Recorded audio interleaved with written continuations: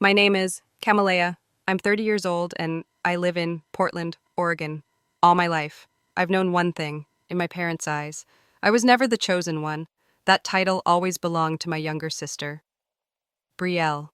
Brielle is 3 years younger than me, and ever since she was in preschool, the world around me began shifting toward her. I still remember my 7th birthday. My mom brought home a tiny cake from the grocery store, lit exactly 7 candles, and told me to make a wish. No balloons, no music, just my parents and an old camera. I forced a smile, but when?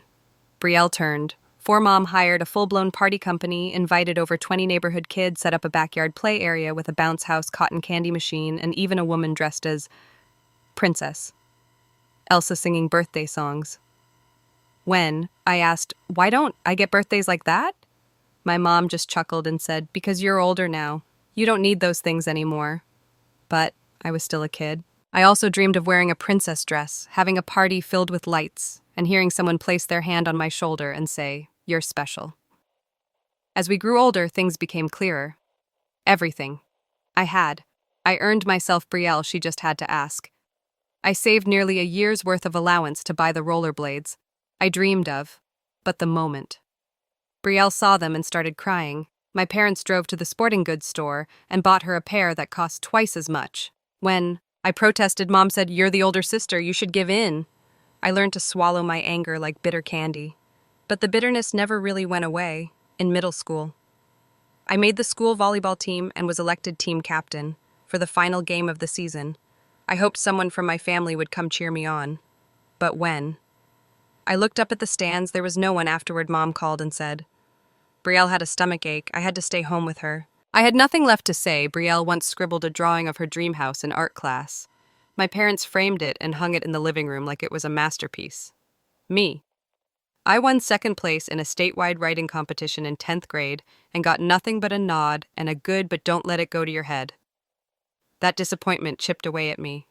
Still, I kept trying, studying hard, winning scholarships, joining extracurriculars. I always hoped that if I worked hard enough, my parents would finally see me, that they'd be proud. But every time their gaze returned to my sister as if I were just a blurry shadow behind her. One day, I asked my dad directly, "Are you ever proud of me?" He looked at me like I had asked for something extravagant. "You don't need praise to know you're good, right?" I nodded. But inside, it felt like the air had been sucked out of me. As I got older, I stopped trying to compete. I just wanted to be acknowledged as a person, not someone whose role was to make Brielle shine. I entered high school with one goal: to be so good no one could ignore me. I joined the debate team, the school newspaper, and the STEM research group for gifted students, while my friends were still figuring things out. I had a detailed plan for each school year: grades, achievements, projects, even my college applications. I stayed up late doing homework and spent weekends volunteering at the city library every time I aced an AP exam or got accepted into prestigious summer programs. I'd rush home hoping for a simple "well done" from my parents, but every time I was met with silence or a "that's good, but don't get complacent." And Brielle, she got a C on a math test and came home bragging. Mom took her out to celebrate. Dad said, "That's amazing. Math was always a nightmare for me. You're already better than I ever was." I stood in the kitchen holding a glass of water, but it felt like I was holding a stone. It wasn't Brielle's fault, honestly. I don't think she even realized she was wrapped in a cocoon woven by our parents. But the truth was, she was always praised, always rewarded, even when she did a fraction of what I did. I remember the parent-teacher meeting in 11th grade. The principal herself invited me to a statewide student leadership forum. Only 10 students were selected across Oregon. I wrote the application myself, submitted the essay, and passed 3 rounds of interviews. When I brought the invitation letter home, Dad glanced at it and said, "Don't forget your chores if you're going to be gone. Your mom can't clean everything alone." As for Brielle, when she said she wanted to learn how to drive, my parents immediately gave her a used Subaru and hired a private driving instructor. I learned to drive using Aunt Lucy's car on weekends, practicing alone in an empty grocery store parking lot after work. I wasn't jealous of Brielle. I was jealous of what it felt like to be believed in, to be anticipated, to be someone's pride, a feeling I only knew from books and movies. I received a full scholarship to Clarkford University, an elite school with an acceptance rate below 10. I came home holding the acceptance letter, heart pounding with joy. But when? I handed it to my mom. She said, "Clarkford, that's far. Are you sure you can handle the pressure?" Then she turned and walked into Brielle's room without another word. I stood there as if someone had just cut the last thread tying me to my family. Not because she doubted me, but because she didn't even want to believe. I could achieve something worthwhile. That spring break, Brielle wanted to go to New York with her friends. My parents didn't hesitate to pay and even bought her a new camera to capture her youth. Me, I asked for money for a plane ticket to attend an international scholarship interview in San Francisco. Mom shook her head and said, "You should learn to save. You already got a scholarship and still want more?" So, I went alone using money. I earned from my cafe job and selling things on eBay. I sat on the plane looking out the window, tears falling. Not from loneliness, but because I finally understood no matter how hard. I tried in my parents' hearts that place would always belong to Brielle. I entered college like someone stepping out of the dark, still squinting at the light. While my classmates had parents helping them move in, I quietly carried 2 suitcases onto the first bus to the Clarkford campus. No one saw me off, no good luck hug, no one watching from behind. I was used to that, but this time the emptiness wasn't so easy to swallow. The more I tried to stand tall, the more I realized a growing hole inside me, something achievements and busyness couldn't fill. I developed chronic insomnia, often staying up until morning. Sometimes I'd sit staring at a blank essay for hours without typing a single word. I didn't tell anyone because I believed if I showed weakness, no one would be there to help me up. Everything truly collapsed when I fainted in my sophomore finance class. The doctor said it was a nervous breakdown caused by prolonged stress. That's when the school required me to meet with a counselor during the first session. I sat silently for 15 minutes. Then the counselor gently asked, "Tessa, do you feel like you're straining just to be seen?" I broke down in tears. I couldn't hold it back anymore. Those therapy sessions pulled me out of the fog. I began to understand that emotional neglect from family wasn't my fault, that what I experienced was real harm, not me being too sensitive like Mom always said. After 2 years, I learned to rebuild my self-worth from those shattered pieces. I chose finance as my major, not because anyone guided me, but because I wanted to build the kind of stability I never had. I worked at the Student Support Center, then landed an internship at a small investment firm. I started earning my own income, just enough to cover the tuition not covered by my scholarship, and rent a tiny room off campus. No more hearing Brielle scream through the house about missing shoes or Mom calling me downstairs to scrub the kitchen while I studied. I graduated with honors, received offers from 3 major firms. I chose a financial consulting company in Seattle where I knew I could truly grow. 7 years have passed, and I'm still there. From analyst, I was promoted to team leader, then to associate director. I work tirelessly, but for the first time, I feel seen. No one sees me as someone else's shadow anymore. At 27, I bought my first apartment. It was a small space filled with light near Green Lake. I stood in front of the door for 10 minutes, just holding the key, breathing in the feeling of finally belonging to something that no one had to give me.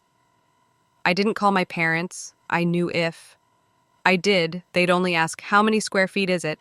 and then start talking about how. Brielle just launched another TikTok channel. That was pretty fun. But that was fine. I no longer lived for their praise. I kept my distance. I only went home once a year for Thanksgiving and usually left early. Conversations with my mom rarely went beyond, "How have you been?" And "Brielle just got a new haircut. It's gorgeous." Dad barely spoke at all. I thought I was used to it.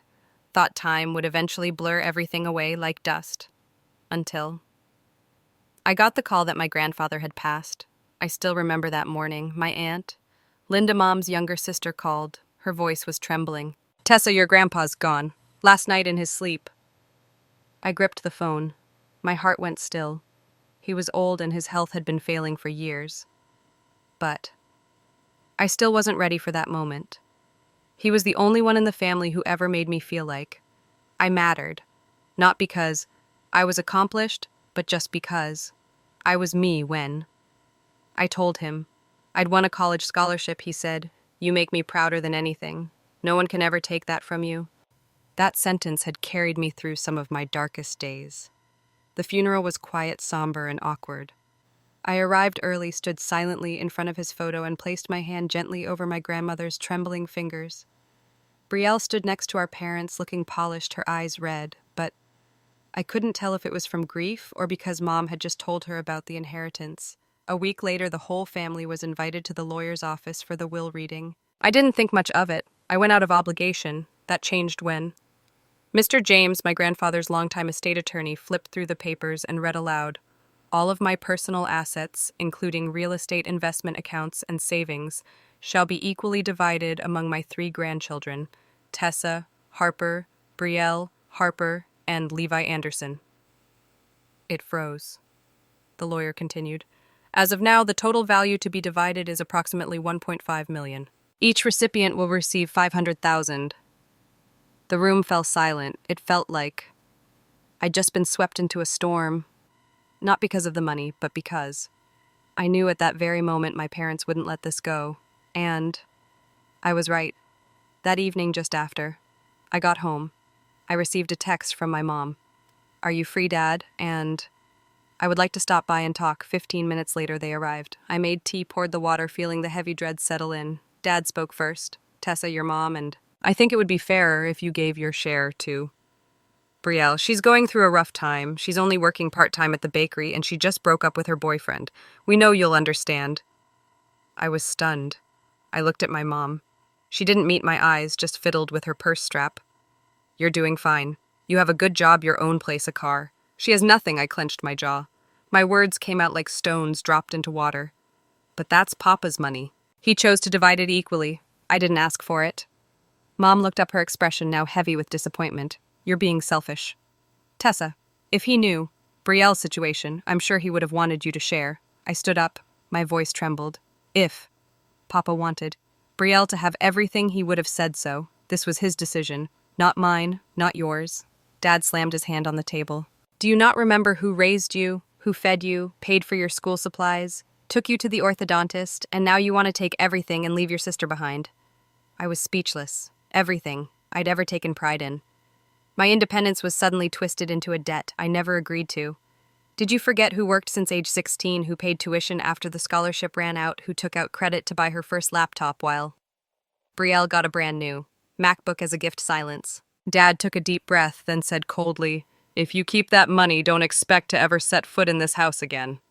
I let out a soft, joyless laugh. Then I said, quiet but clear, "Maybe it's time." I stopped trying to. They left shortly after leaving my nearly paid-off apartment, filled with the scent of cold tea and the echo of accusations. I sat alone. Something in me broke, but something else was set free. I knew the battle wasn't over, and I knew my parents wouldn't stop because to them, I had never been the rightful heir. Just 3 days after that confrontation, I received an email from James's law office. The subject line was chilling. "Temporary change of will executive notification." My heart pounded as I opened it. The letter confirmed that my father, Daniel Harper, had just been appointed as the official executive of my grandfather's will, and that he had filed a petition to review the distribution on grounds of diminished mental capacity. I was stunned. So this was their next move: twist the intentions of the dead to serve a child they deemed more deserving. I immediately called my grandmother. Her voice was calm, but this time I could hear a sharpness I hadn't before. "I know, Tessa, and I'm not sitting this one out." I went to her house that afternoon. The red brick home in Spokane was as quiet as ever, but today the silence felt heavy with truths long kept hidden. She sat me down at the kitchen table where I used to eat apple pie every fall. "Tessa," she said, placing a thick folder in front of me. "Did you know years ago your father tried to convince your grandfather to leave everything to Brielle?" My eyes widened. "What, you were still in college then? He emailed your grandfather 3 pages long, arguing that you were independent and Brielle was sensitive and vulnerable, that an equal split wouldn't be fair." I clenched my fists. She nodded as if she expected that reaction. "But your grandfather refused. He said clearly, 'I have 3 grandchildren, and I won't let any of them feel less valuable than the others.'" She pulled out a copy of the will. "This," she said, "this is the final version. Your grandfather personally added this clause. Any individual who challenges the distribution or attempts to alter it will forfeit their share." I read those lines over and over, relieved and burning with anger. My father had known, yet he still tried to manipulate it. Worse, he used his position to twist everything in. Brielle's favor while treating me like I was in the way. Grandma handed me a USB. This has the audio recording from the will amendment meeting, his original notes and signatures. If needed, give it to the lawyer. I held her hand tightly. I won't let them undo his wishes. She placed her hand on my shoulder. I've always known if anyone in this family would stand up for what's right, it's you. The following week felt like a battlefield. My father emailed extended family claiming he had evidence that Grandpa was confused when drafting the will. My mom hinted indirectly on the family Facebook group that. I was ungrateful, clinging to every penny and breaking the family apart. I said nothing but. I was no longer afraid. I forwarded all the documents Grandma had given me to Mr. James, along with a formal request to review my father's role based on the will's dispute clause. The result came faster than I expected. The following week, Mr. James called an emergency meeting with all parties involved. In the cold, brightly lit conference room, he announced, "After thorough review of the evidence, including original audio and witness statements, we find no basis for claims of diminished capacity. Furthermore, under Clause 7 Daniel, Harper is hereby removed from his role as executive." My father's face turned pale. My mother stared at him in disbelief. "And me?" I didn't say a word. I just looked toward my grandmother at the end of the table and she nodded. I knew then, even if I wasn't the daughter they chose to cherish, I was the one Grandpa trusted to protect what was right. After that defining meeting, my grandmother, Eleanor, was no longer the quiet woman in the background. She became the one leading the charge, the shield. I didn't know. I needed until she stood up for justice, for truth, and for me.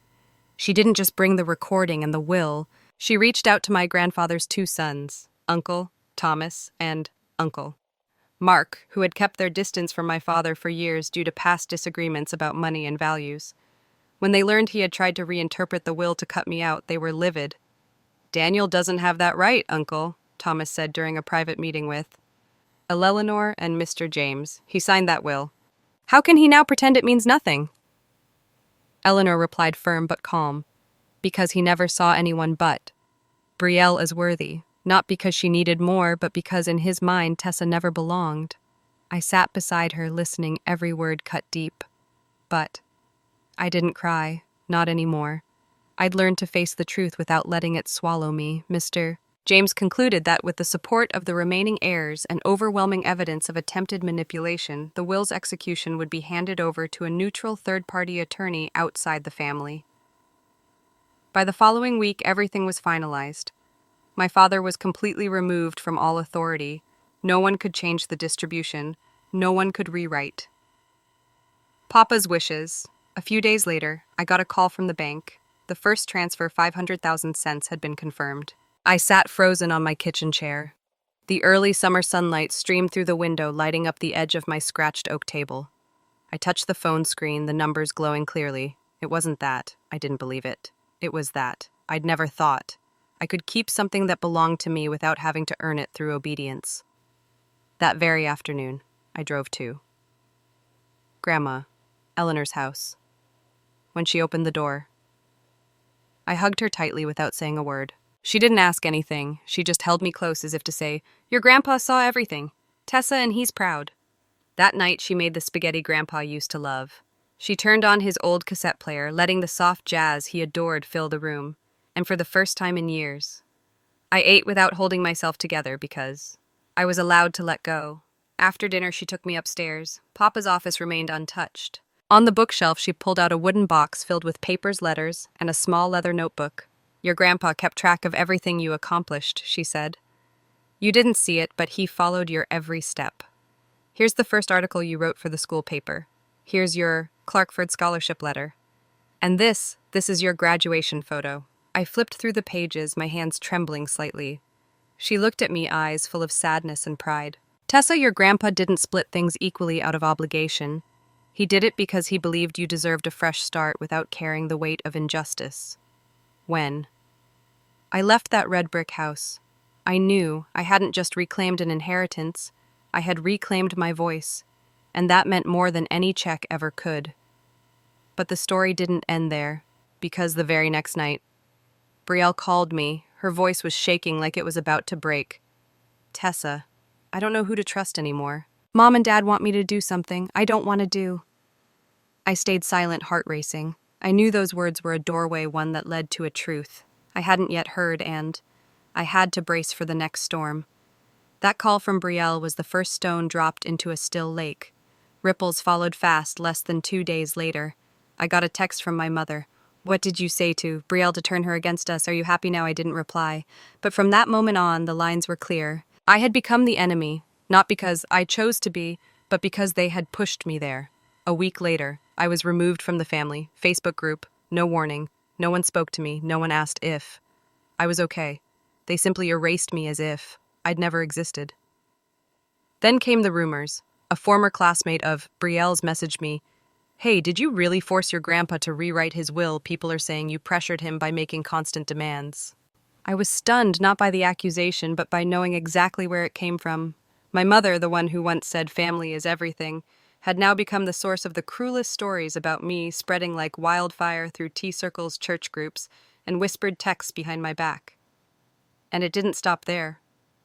My father sent an email to my lawyer stating that the family no longer considers Tessa a moral representative and that all assets should be reevaluated to protect the Harper family's core values. My lawyer replied with a single line. "We'll let the law decide who's defending what's right." Whatever was left of our family fell apart completely. I wasn't invited to. Grandma's birthday. A cousin unfollowed me on Instagram and the uncle. I was closest to texted, "Tessa, your aunt is heartbroken. Are you sure this is what your grandpa would have wanted?" I didn't answer because there's nothing left to explain. When the truth's been twisted so badly, no one wants to see it. I started avoiding gatherings. I skipped. Easter spent the 4th of July in my apartment watching fireworks through the window. Those quiet nights became the space where I stitched myself back together, little by little. I no longer waited for a phone call, no longer hoped for a text from Mom asking if I was okay. But then Brielle called again, this time after 10 p.m. Outside, everything was dark. "Tessa, Mom told everyone you manipulated Grandpa, that you threatened to leave the family if you didn't get more. I know it's not true, but I'm scared if I speak up, she'll never forgive me." Her voice trembled, and I realized Brielle was a victim too, just from the other side of control. "Have you ever thought," I said softly, "that a family that only loves you when you stay quiet might not be love at all?" Savannah was quiet. After a long pause, she said, "I'm trying, but they make me feel like I'm doing something wrong just because." I started thinking differently. I didn't blame her. Not anymore. I understood now.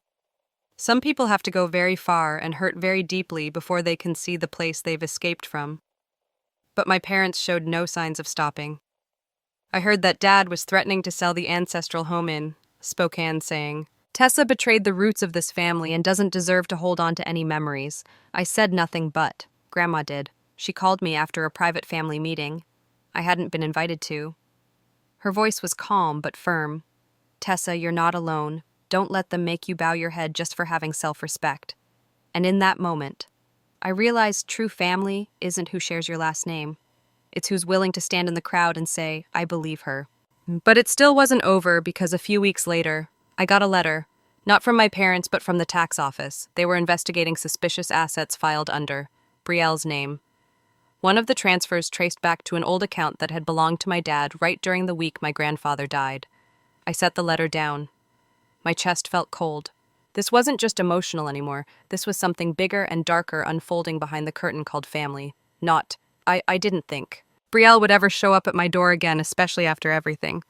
But on a Saturday afternoon at the end of the month, as I was cleaning the kitchen and the radio played one of Papa's old jazz favorites, the doorbell rang. I opened the door. She was standing there, no makeup, no fancy clothes, just Brielle, plain, tired, and red-eyed. I stepped aside to let her in without a word.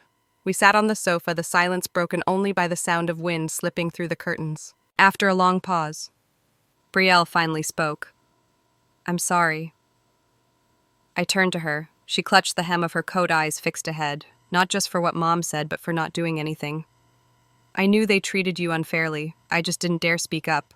I nodded. I understood, because if I'd been Brielle, the one put on a pedestal, loved to the point of suffocation, I might have felt like speaking up was a betrayal too. "Mom and Dad asked me to sign papers to temporarily transfer my inheritance into Mom's account," she continued.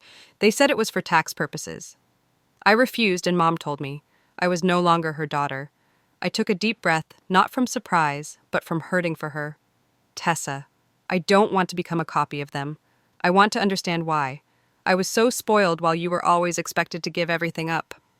I was speechless. I used part of Grandpa's money to enroll at the community college. She said, I'm studying social work. I want to help people hurt by their families like you. And like me. I couldn't hide my surprise, not because Brielle wasn't capable, but because she had dared to step out of the role our parents wrote for her. We talked until late that night about Papa about all the times. I tried to be seen about how Brielle never felt strong enough to stand on her own because everything was always handed to her. I was jealous of you, she whispered, because you could make your own choices. I only knew how to follow what I was told. That confession didn't make me feel victorious. It made me feel light. Because for the first time, we truly saw each other without our parents' filter. Since then, we've kept in touch regularly, every Wednesday.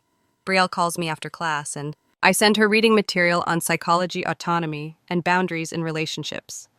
A month later, she invited me to her first presentation in soft skills class. Her hands shook holding the mic, but when she saw me in the front row, she smiled.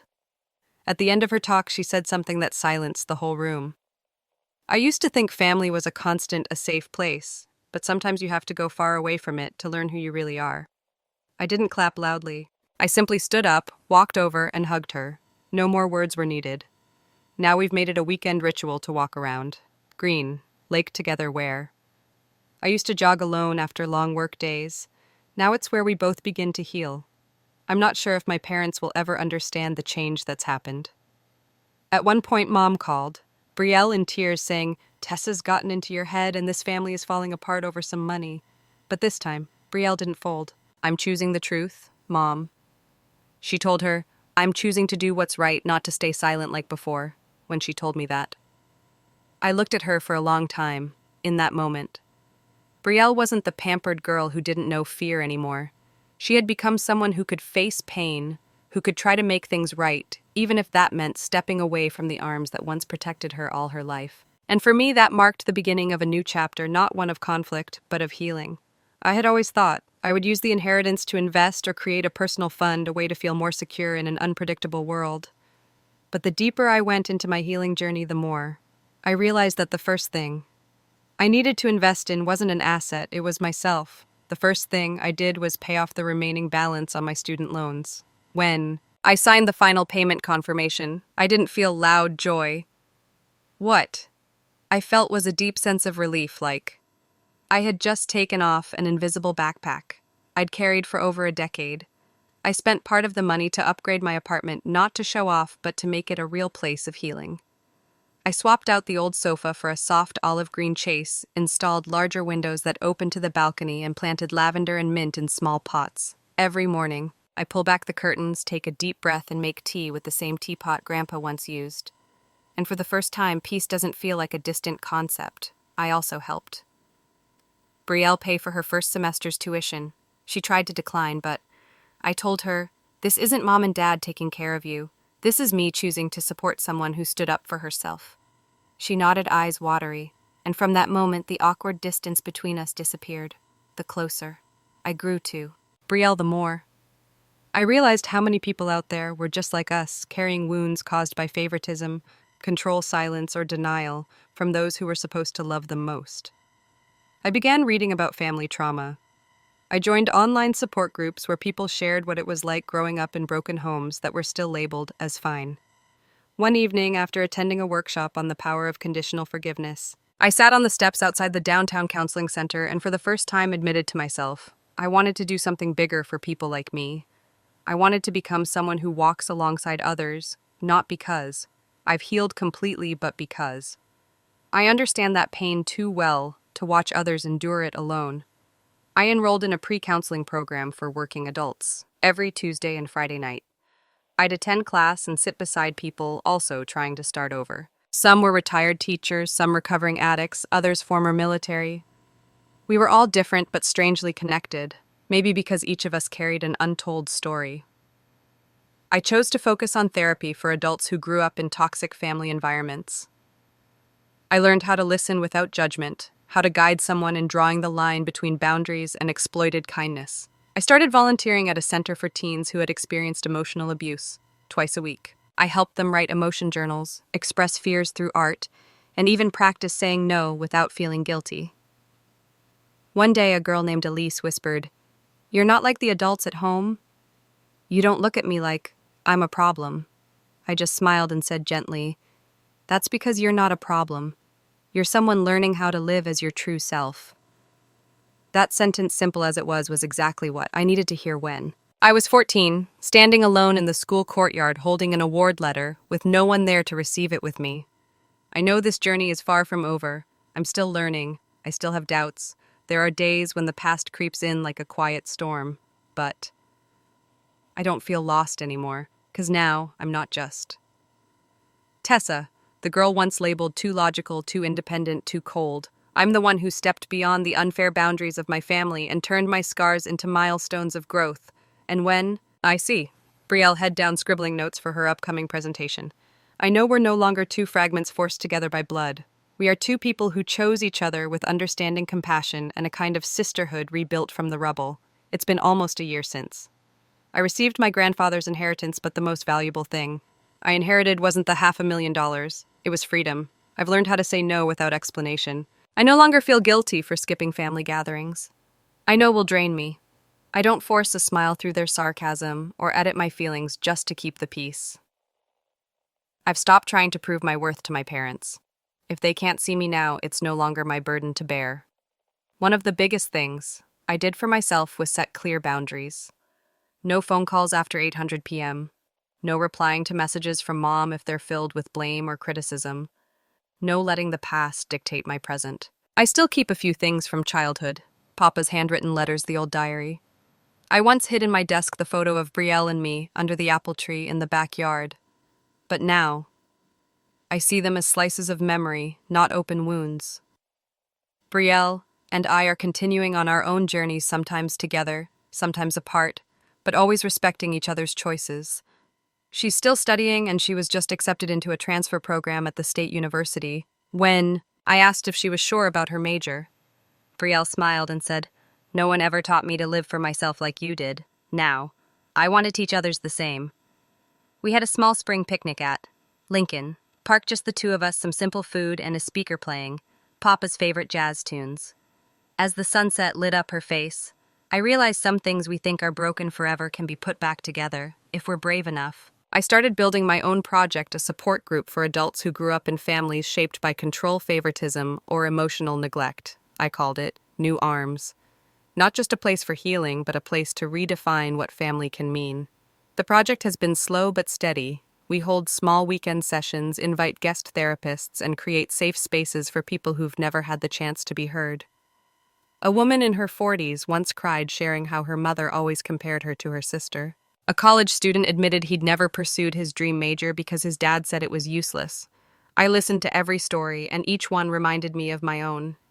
I also began offering one-on-one sessions once a week with a limited number of clients. I wasn't chasing numbers. I just wanted to do it right. And enough. Grandma remains my quiet companion. She came to the opening of New Arms and gave me Papa's old scarf from his final years. To remind you, she said that no matter how far you go, kindness and fairness should always start from family or from those we choose to call family. I hugged her for a long time. She didn't need to say much. Her presence was the kind of support I once wished for from my mother. And now, I have it, just in a different way. My parents still keep their distance. I don't blame them anymore. Maybe the only thing I hope from them now is acceptance. And if they can't give that, I'll still be okay. Because I no longer live in the shadows waiting for someone to flip the switch. I've built my own light. Now, I wake up every morning without that heaviness in my chest. I drink coffee, watch the sunlight spill across the curtains, open emails from strangers waiting to be heard. And I know that my journey, even though it began in pain, has led me somewhere entirely different. Somewhere. I don't need anyone's permission to be happy. I don't know exactly what the future holds, but I know one thing for sure. The old cycle ends with me. And this new chapter, I'm the one writing it. Tessa's story is a reminder that sometimes family isn't where we're loved unconditionally. It's where we have to learn how to heal and define our worth ourselves by stepping out of favoritism, setting boundaries, and building her life on her own terms. Tessa broke a toxic cycle passed down through generations. What matters most is not the family we're born into, but the way we choose to live with honesty and kindness for those who deserve it. What do you think about Tessa's journey? Have you ever felt the same way she did? Share your thoughts in the comments, and don't forget to follow the channel for more powerful real-life stories about family and finding your voice.